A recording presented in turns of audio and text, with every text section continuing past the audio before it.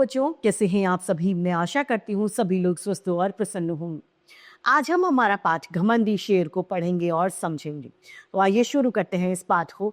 यह है पाठ 2, घमंडी शेर। ये एक प्रेरक कहानी है, आइए इसे पढ़ें। एक जंगल था, उसमें एक घमंडी शेर रहा करता था। शेर को अपने बल पर बहुत घमंड था। वह सभी को अपने से छोटा समझता था, यानी घमंड बहुत ज्यादा था, एटीट्यूड बहुत ज्यादा था। एक दिन उसने घोषणा करवाई कि सभी लोग आकर उसे प्रणाम करेंगे, यानी नमस्ते करें। अगले दिन एक एक करके सभी जानवर शेर महाराज को प्रणाम करने आए। शेर ने उधर इधर देखा और बोला, अरे चींटियां नहीं आई अभी तक। खरगोश अपनी आदत के अनुसार बोला, महाराज वो तो हमेशा देर से आती हैं। लोमड़ी बोली, जल्दी पहुंचना उनके बस की बात नहीं है। यह सुनकर सभी जानवर हंस पड़े। शेर लाल पीला हो गया, यानी वो गुस्सा हो गया। तब तक रानी चींटी अपनी सेना के साथ वहां पर आ गई। शेर बोला, कभी तो समय पर आया करो, हमेशा देर से आती हो। अब शेर चींटी से बोलता है कि गुस्सा में, तुम कभी तो टाइम से आया करो, हमेशा लेट आती हो। रानी चींटी बोली, महाराज रास्ते में बारिश का पानी भरा हुआ था, इसलिए हमें आने में थोड़ी सी देर हो गई। अब शेर का गुस्सा और बढ़ गया। उसने आव देखा ना ताव और बोला, एक तो देर से आती हो, ऊपर से मेरे सामने जवाब देती हो। चुप हो जाओ, वरना अभी जान से मार डालूंगा। रानी चींटी यह सब देखकर परेशान हो गई। वह सोचने लगी कि क्या करे। तभी उसे एक उपाय यानी तरकीब सूझा।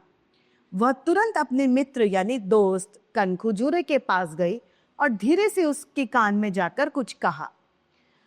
दोनों ने एक योजना यानी प्लान बनाया और मंद मंद अर्थात धीरे धीरे मुस्कुराने लगे। उधर शेर भोजन करके विश्राम यानी आराम करने लगा। कुछ ही देर में उसे नींद आ गई। कनखजूरा चुपके से शेर के कान में घुस गया। उसने शेर के कान में जोर से काटा, जिससे शेर परेशान हो गया और दर्द से तड़प उठा। वह इधर उधर उछलने लगा, पर किसी भी तरह दर्द कम नहीं हुआ। अब चोट की वजह से उसका दर्द कम नहीं हो रहा था।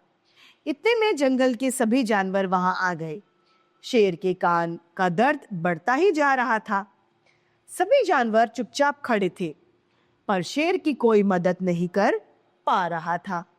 हाथी बोला, महाराज मुझे लगता है कि आपके कान में कोई कीड़ा घुस गया है, जिसके कारण आपको कष्ट यानी दुख हो रहा है।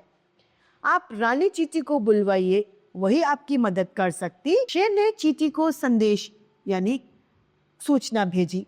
थोड़ी देर में रानी चींटी अपनी सेना के साथ शेर की गुफा में पहुंच गई। शेर ने कहा, मेरे कान में बहुत तेज दर्द है, कृपया मेरी मदद यानी सहायता करो। रानी चींटी धीरे धीरे मुस्कुराई और शेर के कान पर चढ़ गई। वहां पहुंचकर उसने कनखजूरे को आवाज लगाई, धन्यवाद मित्र, अब तुम बाहर आ सकते हो। रानी चींटी की बात सुनकर कनखजूरा झटपट यानी एकदम बाहर आ गया। उसके बाहर आते ही शेर को दर्द से छुटकारा मिल गया, यानी अब शेर को दर्द में आराम हो गया। शेर बोला, चींटी बहन मुझे माफ कर दो। क्षमा यानी माफ कर दो। मेरी समझ में आ गया है कि किसी को भी छोटा नहीं समझना चाहिए। यह देखकर रानी चींटी मुस्कुराती हुई वहां से चली गई। इस प्रकार एक नन्हे से कनखजूरे और चींटी ने शेर के घमंड को चूर चूर कर दिया यानी शेर के घमंड को तोड़ दिया। इस कहानी से हमें शिक्षा मिलती है कि हमें कभी भी अपनी किसी भी कला पर या शारीरिक खूबी पर घमंड नहीं करना चाहिए। आइए इसके शब्दार्थ को जानें। उपाय अर्थात तरीका, मंद अर्थात धीरे, कष्ट अर्थात तकलीफ, मदद अर्थात सहायता, मित्र अर्थात दोस्त, विश्राम अर्थात आराम, संदेश अर्थात सूचना, क्षमा अर्थात माफी। तो इसी के साथ हमारा ये पाठ समाप्त होता है और मैं उम्मीद करती हूँ आप सभी को ये समझ में आया होगा। आज के लिए इतना ही, फिर मिलते हैं। धन्यवाद।